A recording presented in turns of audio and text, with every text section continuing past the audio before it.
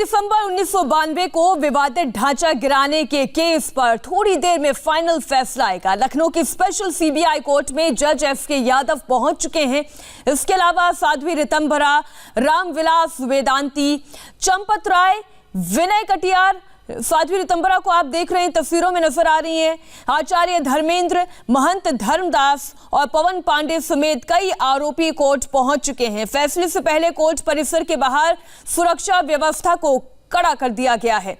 इस वक्त की बड़ी खबर, हमारे तीनों संवाददाता हमारे साथ जुड़ गए हैं। सबसे पहले हम लखनऊ का रुख कर लेंगे, जहां पर जज एस.के. यादव जो आज इस पूरे मामले पर अपना फैसला सुनाने वाले हैं, वो कोर्ट परिसर पहुंच गए हैं। 28 साल पुराना ये मामला है जिस पर आज कोर्ट को अपना फैसला सुनाना है। विवादित ढांचा गिराने के आरोपी रामजी गुप्ता भी थोड़ी देर पहले सीबीआई कोर्ट पहुंचे। उन्होंने कहा कि इस केस में सबसे पहली मेरी गिरफ्तारी हुई थी। कोर्ट आज जो भी सजा सुनाएगा मुझे स्वीकार्य है। मैं वहां का श्री राम जन्मभूमि का प्रभारी भी था उस समय, और रामलला को पधराया भी था 6 दिसंबर के दिन ही। उसके बाद प्रथम गिरफ्तारी मेरी हुई है। ढांचा गिरने के बाद अभी तक कोई जेल नहीं गया संगठन में। मेरी गिरफ्तारी इसी लखनऊ जेल में 1 महीना रहा, जमानत हुई मेरी। उसी फाइल में 49 लोग आ गए। जो भी सजा सुनावे वो उनका साहस से अपने आप को सौभाग्यशाली समझ करके हम उसका स्वागत करेंगे। आगे जो निर्णय हमारे संगठन लेगा हम उसका साथ देंगे। क्या कहेंगे सर, आज 28 साल बाद सजा सुनाने का दिन है, क्या आप उम्मीद है, क्या आप मन में आज सोचे कि क्या होने वाला है? देखिए, राम के काज में सजा में भी मजा है और मजा में भी मजा है। फांसी में भी मुक्ति है और मुक्ति में भी मुक्ति है। राम काज के लिए हम सब लोगों ने काम किया था, आज निर्णय का दिन आ रहा है। मुकदमा पूर्णतया राजनीति प्रेरित है, अपने वैचारिक विरोधियों को समाप्त करने के लिए किया है, और इसलिए न्यायालय सारे तथ्यों को देखकर निर्णय करेगा। जो भी होगा सब स्वीकार है। क्या भूमिका थी जब ये बाबरी? अब ये सब न्यायालय को तय करने दीजिए, लौट के बताएंगे क्या क्या भूमिका थी, सब स्पष्ट हो जाएगा। आगे रास्ता क्या होगा सर, अगर सजा होती तो आगे क्या रास्ता है देखा जाएगा। ठीक है, आज फैसले का दिन है सर, क्या कहेंगे? देखिए, जो होगा स्वीकार है। हम तो वो लोग हैं जो अपने अंतिम यात्रा में भगवा कफन की उम्मीद करते हैं, इसलिए इससे कोई फर्क नहीं पड़ने वाला है। सलाखों के भीतर जाएंगे तो राम जी का काम, और जेल से बाहर रहेंगे तो राष्ट्र का काम, इसलिए फैसला स्वीकार। आगे का रास्ता क्या रहेगा सर, अगर आज यहाँ सजा सुनाया जाता है? जब ये फैसला आने के बाद तय होगा और संगठन तय करेगा। हमने क्या भूमिका रही सर ये जब मामला था? हमने देश के हिंदुओं को जगाया था, स्वाभिमान को जगाया। हमारे साथ हमारे सभी सहयोगी जुड़े हुए हैं। पवन नारा इस वक्त लखनऊ कोर्ट परिसर के बाहर से ही हैं। पवन, पहली मर्तबा मैंने देखा है ऐसा कि जितने भी आरोपित हैं उनके चेहरे हर्षित नजर आ रहे हैं और कह रहे हैं कि अगर सलाखों के पीछे भी जाना हुआ तो राम जी का काम।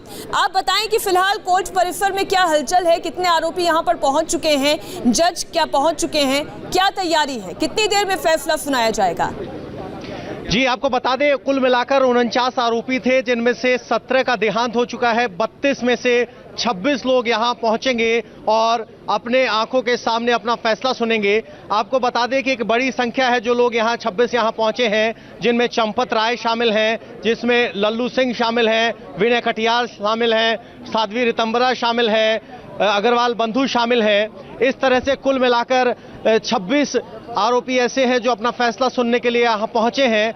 आपको बता दें कि इनमें से ज्यादातर इस भाव के साथ अंदर गए हैं जैसे उन्होंने विजय हासिल की हो।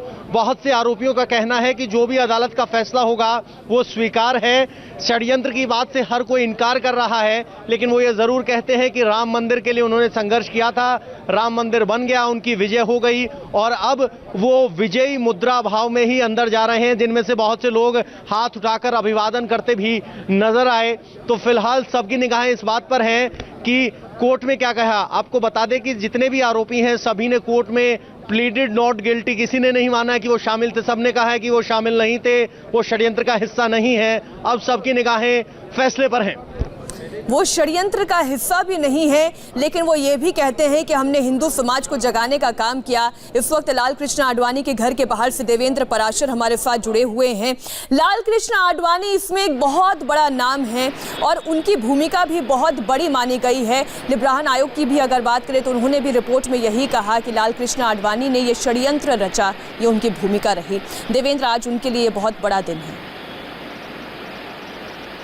निश्चित तौर पे, और अभी वो 30 पृथ्वीराज रोड जो कि दिल्ली में उनका सरकारी आवास है वहाँ पे मौजूद हैं। साथ ही साथ उनके अधिवक्ता भी उनके साथ वहाँ पे बैठे हुए हैं ताकि कोर्ट का जो डिसीजन है उसके बारे में उन्हें वो ब्रीफ कर सकें। और अगस्त के महीने में वीडियो कॉन्फ्रेंसिंग के मार्फत जब लाल कृष्ण आडवाणी की पेशी हुई थी तो स्पेशल जज की तरफ से तकरीबन 4 साढ़े 4 घंटे उनकी पेशी रही थी और इन 4 साढ़े 4 घंटों में लगभग 100 सवाल पूछे गए थे लाल कृष्ण आडवाणी से 6 दिसंबर या उसके आसपास के तारीख को लेकर, और उसके बारे में सवाल किए गए थे। जैसे ये पूछा गया था कि आप वहाँ पे मौजूद थे, जिसके बारे में लाल कृष्ण आडवाणी ने ये माना कि हाँ वो विवादित ढांचे से तकरीबन 200 मीटर की दूरी पे थे। लेकिन आडवाणी ने ये कहा कि जब वहाँ पे वो थे तो वो किसी षड्यंत्र में शामिल नहीं थे, वो वहाँ पे कार सेवा करने गए थे और कार सेवा की अनुमति सुप्रीम कोर्ट से मिली हुई थी, जो कि ऐसी स्थिति में उनकी मौजूदगी वहाँ पे कोई अपराध नहीं था। दूसरी चीज जो पूछी गई थी कि 5 दिसंबर 1992 को विनय कटियार के घर पे बैठक हुई थी, वो बैठक आपने ली थी और उसमें तमाम लोग मौजूद थे और उन लोग वहाँ पे ये षड्यंत्र बना था, ये साजिश रची गई थी कि विवादित ढांचे को गिरा दिया जाए। लाल कृष्ण आडवाणी ने सीधे सीधे इनकार किया कि बैठक भले ही हुई थी लेकिन वो एक सामान्य बैठक थी, अपनी कार सेवा को लेकर उसका विवादित ढांचे के गिराने के षड्यंत्र से कोई लेना देना नहीं। फिर उसके बाद ये पूछा गया था उनसे कि ऐसी स्थिति में आपका नाम इसमें क्यों घसीटा गया, क्यों शामिल किया गया, तो लाल कृष्ण आडवाणी का ये कहना था कि राजनीतिक दुर्भावना से प्रेरित होकर उनके ऊपर ये षड्यंत्र का मुकदमा चलाया जा रहा है। वो बिल्कुल निर्दोष हैं और उनका उस विवादित ढांचे को गिराने से कोई लेना देना नहीं। उन्होंने कोई भी ऐसी बात नहीं कही थी जो कि दूसरे समाज को भड़काने वाली हो, उन्होंने कोई भी ऐसी बात नहीं कही थी जिससे राष्ट्रीय एकता और को चोट पहुंची हो। तो इन तमाम चीज़ों को लेकर लगभग 4.5 घंटे का लाल कृष्ण आडवाणी की पेशी रही थी। निश्चित तौर पर लाल कृष्ण आडवाणी को ये उम्मीद होगी आज कि उनके जवाब से कोर्ट संतुष्ट होगा। हालांकि कोर्ट का फैसला क्या आता है ये देखने वाली बात रहेगी और लाल कृष्ण आडवाणी भी फिलहाल बहुत बेसब्री से इंतजार कर रहे हैं, क्योंकि 92 साल की उनकी उम्र हो गई है, कोरोना का दौर चल रहा है, इसलिए स्वास्थ्य वजहों से वो खुद कोर्ट में सशरीर पेश नहीं हो पाए, लेकिन अभी अपने अधिवक्ता के साथ अंदर हैं। विजय लक्ष्मी, मुरली मनोहर जोशी भी कुछ वही तर्क दे रहे हैं, उनके वकील की ओर से भी कोर्ट में अब तक यही कहा गया जो लाल कृष्ण आडवाणी के वकील की ओर से कहा गया था।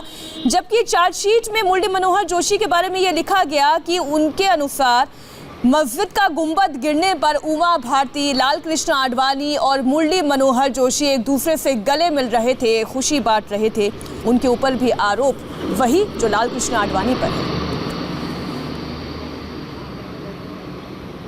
बिल्कुल मीनाक्षी, आरोप तो वही हैं जो लाल कृष्ण आडवाणी पर हैं, लेकिन कोर्ट का फैसला क्या होगा। आज सीबीआई की स्पेशल अदालत में इस मामले की सुनवाई होने वाली है। ऐतिहासिक दिन आज का है। 28 साल से ये मुकदमा चल रहा है और जिस तरह से पवन ने बताया कि काफ़ी सारे 17 इसमें ऐसे जो आरोपी थे उनकी मौत हो चुकी है, काफ़ी सारे गवाहों की मौत हो चुकी है। इतना लंबा मुकदमा है, बेसब्री से तमाम लोगों को इंतजार है। हालांकि जितने भी आरोपी हैं सब अभी तक यही मेंटेन करते आए हैं कि ये राजनीतिक दुर्भावना से प्रेरित पूरा मामला था और वो राजनीति का शिकार हुए और इसीलिए ये मामला जो है, ये केसेस जो है वो उन पर दर्ज किए गए। बहरहाल आज कोर्ट का फैसला क्या होगा उससे स्थिति साफ हो जाएगी। कोर्ट कैसे इस पूरे घटनाक्रम को देखता है आज के फैसले के बाद उसको लेकर के स्थिति जो है वो स्पष्ट हो जाएगी। लेकिन तमाम जो आरोपी हैं वो अब तक बीच एक बड़ी खबर बता दें, बाबरी केस में जज एसके यादव कोर्ट रूम पहुंच चुके हैं। इस वक्त की बड़ी खबर आपको बता दें, बाबरी केस में अब से थोड़ी देर में फैसला आएगा। इस वक्त 10:39 हो रहे हैं और इंतजार की घड़ियां धीरे धीरे खत्म होने को है। 11 बजते कोर्ट अपना फैसला इस पूरे मामले पर सुनाना शुरू कर देगी। जितने आरोपी हैं उनमें से कुछ स्वास्थ्य की वजह से अपने अपने घरों पर अपने अधिवक्ताओं के साथ बैठे हैं, कोर्ट के फैसले का इंतजार कर रहे हैं, तो वहीं कई आरोपी इस वक्त कोर्ट परिसर के अंदर मौजूद हैं। एक छोटे से ब्रेक के लिए हम रुक रहे हैं, इसी बड़ी खबर पर होंगे फौरन हाजिर।